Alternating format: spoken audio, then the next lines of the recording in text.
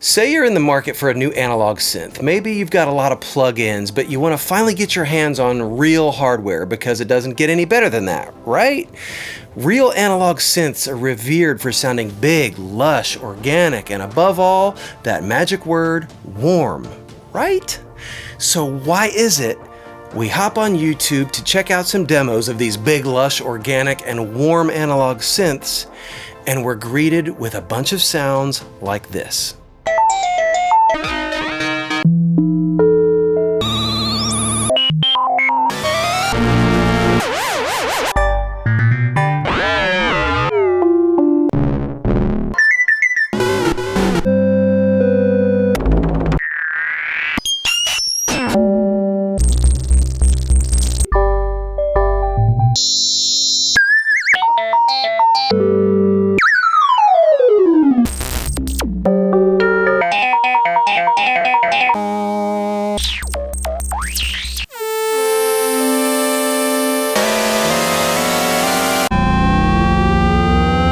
Don't you see the danger in what you're doing here? I'll tell you the problem with this power that you're using here.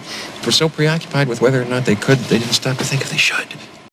Okay, joking aside, yes, I obviously picked some less than flattering clips to make a point. You would never know that all of those synths I just showed you are some of the best on the market because so many YouTube demos are less than flattering. So at the risk of being this guy for the next few minutes, I think it's worth exploring a few things that could vastly improve so many synth demos, and ultimately that helps all of us. Now, maybe it's because I grew up in the 70s and 80s, but when I think of analog synths, I think of big, fat, detuned pads.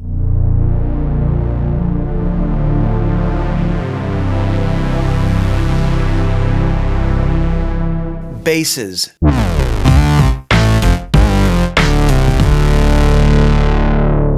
Brass stabs, and polysynth sounds.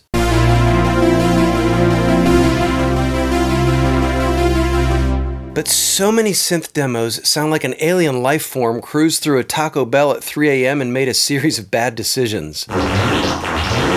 So, flatulent alien sci-fi patches aside, I think a lot of synthfluencers tend to forget some really important points worth considering. Number one, your job is to impress the viewer. Show us why we should spend potentially thousands of dollars on a piece of hardware in a world where there are cheap or even free plugins that sound incredible and are usually faster to work with. So if you're showing me sounds that don't make me weak in the knees or threaten my ability to pay next month's mortgage, you're not doing the synth any favors. Number two, first impressions are everything. If you're showing an analog synth primarily making thin, harsh, alien fart sounds that don't show off what an analog synth can really do, you've lost a lot of people, and you may have even cost the synth manufacturer a potential sale. I've read a lot of posts about some excellent synths, for example, like the Sequential Trigon 6, saying it sounds thin or harsh, all because of a bunch of bad YouTube demos. And that's a shame because it's a massive sounding synth.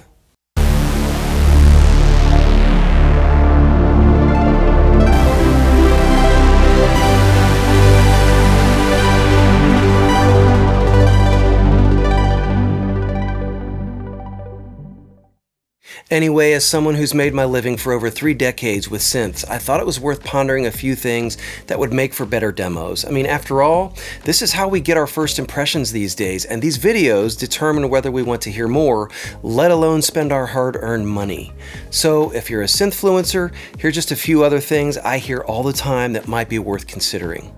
Start with a captivating musical demo that makes people want to hear more. Don't just randomly hit some notes or turn on the arpeggiator, put some actual creativity into this, and as a side benefit, you'll gain more and more credibility in the synth community because people want to hear what you actually do with these synths.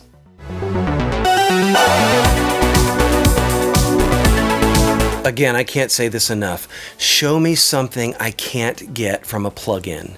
Sounds that have real analog texture, weight, and sound quality, not thin, harsh sci-fi noises. You can get those anywhere. Show me why I should spend $3,000, $4,000, $5,000 on the piece of hardware you've got sitting in front of you. That's what sets it apart from plugins. So show me that.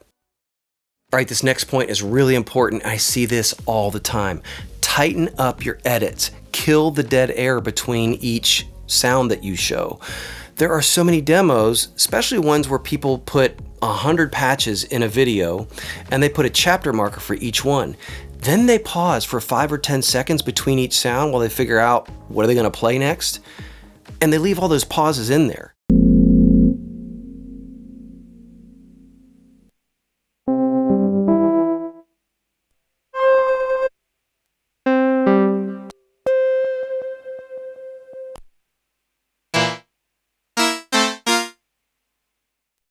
Man, if you've ever tried to watch a video like that and you're skipping around, and don't forget, most people today are watching on a phone, like it or not. There's a lot of data that backs that up. If you're trying to watch a video like that and you're just constantly skipping through, trying to find interesting patches and not sci-fi patches, and you land on every patch and somebody takes 5 to 10 seconds to start playing again, it completely kills the vibe. So tighten up your edits, get rid of all the dead air. This one might be a little contentious, but consider not using chapter markers, or just use less of them. Group all your patches together into categories. Maybe do a chapter on pads, another chapter on basses, another chapter on soundscapes, another chapter on effects. But especially videos where you're putting in a ton of patches, don't put a chapter marker for every single one. Again, for mobile users, that gets really, really difficult to navigate. It's hard to explain, but those of you who've tried to watch videos like that on your phone, I know you know what I'm talking about. So consider not using chapter markers. Instead, use less of them, or maybe use like a lower thirds title under each sound instead of an actual chapter marker, and just make sure that that title lasts for the duration of each sound. Hopefully that makes sense. Okay, next point. Your video does not have to be 30 minutes long. People would rather hear 5 to 10 minutes of amazing sounds than 30 minutes of mindless noodling with sounds that nobody would ever use in actual music. Again, quality over quantity every time. That will also boost your credibility with viewers. Next, another hugely important point. Pay attention to audio quality. Record direct to a high quality audio interface. Optimize your levels. Make sure you're hitting as hot as possible without distorting. Make sure you're not distorting. And for heaven's sakes, don't just stick an iPhone in a room and, expect people to be able to hear the quality of what you're doing from an iPhone microphone. Record direct. Check your levels. And you'd be shocked at how many videos I come across where for some reason the stereo image is not fully wide. I've come across videos that otherwise are decent, but they're in mono because somebody didn't check what they're doing. You're selling a sonic experience, so put some effort into making it sound great. Don't process it on the back end, just record direct, good audio interface, pay attention to quality. Okay, this one's just a personal pet peeve. Take it for what it's worth. Excessive pitch modulation using an LFO.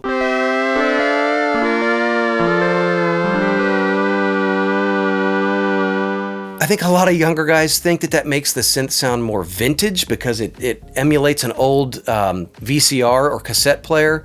It doesn't make the synth sound more vintage. It just makes people seasick. So if you're gonna do it, a little goes a long way. Okay, bonus points for this, and it's not common at all, but I've seen it done a few times.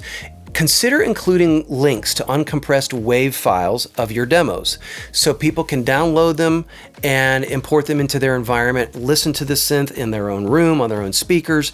It removes the YouTube variable. Now, a lot of people say that YouTube really affects audio quality.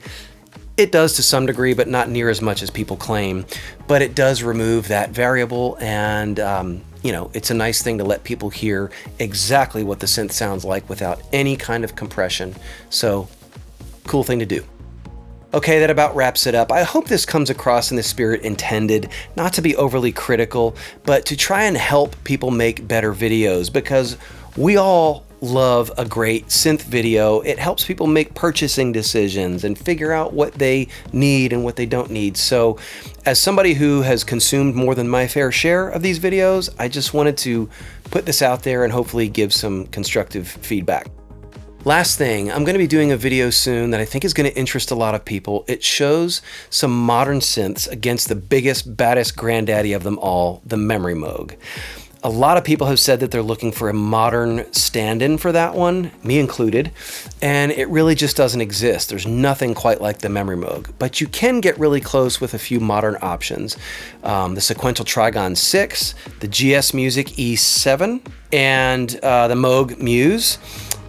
So please consider subscribing. Stay tuned for that. That's going to be really illuminating. I've already done some testing. So anyway, there you go. Again, hope this was fun and useful, and all for the sake of better demos for all of us, because who doesn't love a great analog synth demo? Anyway, there you go. Thanks for watching. Talk to you soon.